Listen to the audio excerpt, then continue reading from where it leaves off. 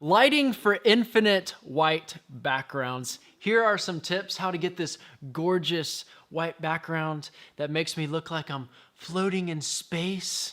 Looks amazing, but actually setting this up is more difficult than you might think. So let's talk about lighting tips for an infinite background video.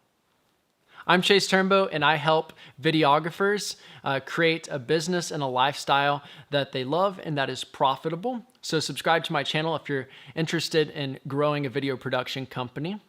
An infinite white background is one of the most coveted looks in all of videography.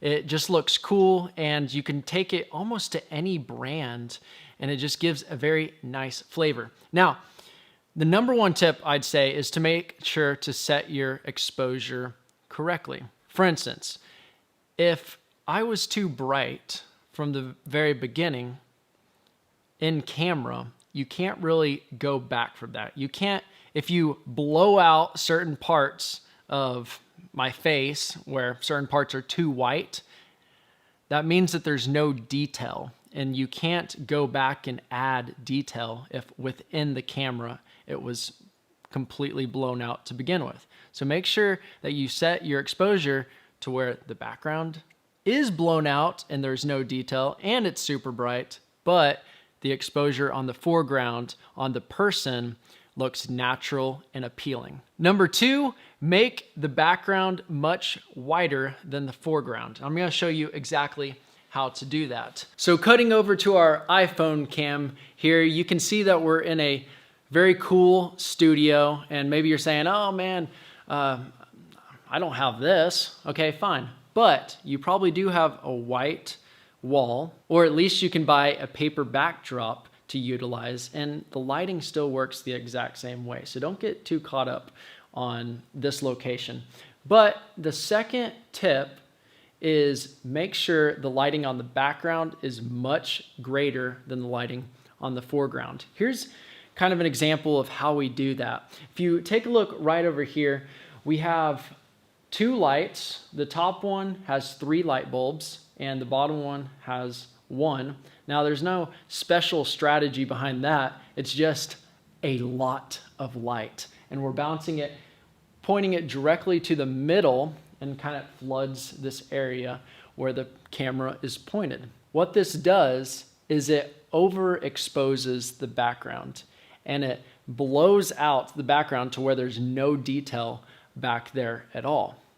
Now the problem is, which leads me to tip number 3, is you have to consider spill. Spill is when the background light kind of reflects off the background and bounces and gives you a not so flattering look where there's light spots on your face or on your shoulders that just aren't appealing overall aesthetically.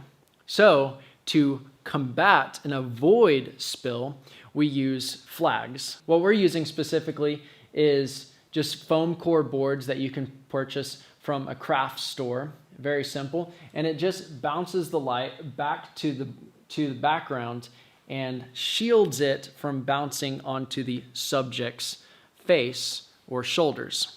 Another thing to add is to make sure your subject is not too close to the wall, because if you're too close to the wall, it doesn't matter. You can still see this spill that's coming on me, and you're not going to be able to flag it off in the first place. So I would say give yourself at least 3 or 4 feet from where your subject is sitting and the background. And finally, tip number 4, you want to use the same light temperature for all of your lights. I'm currently using fluorescent bulbs that are about 5,500 Kelvin. If you're using tungsten, then use all tungsten bulbs. Whatever you're using, or maybe LEDs, make sure to set them all to the same light temperature. This is not the type of shoot where you want to get creative and have the background one light temperature and your foreground another temperature. What that's going to do is bring a cast on the background that's different than the foreground. And oh my gosh, it's going to really mess you up if for some reason you just have all different types of light. So we made sure, because there's about 3 different sources of light in here before, and we just had to shut them all off and use our own lights, because above us, I believe these are tungsten bulbs, and then we have other fluorescents that are a completely different light color. And if we would have left those on, this entire scene would have looked terrible. So keep that in mind. Keep all your lights one color and consistent with this particular style of lighting. I'm Chase Turnbow. Thank you for watching. Drop me a comment if you have any further questions about infinite white backgrounds, how to light them, how to shoot them, or if it's a different filming style that you'd like to learn about.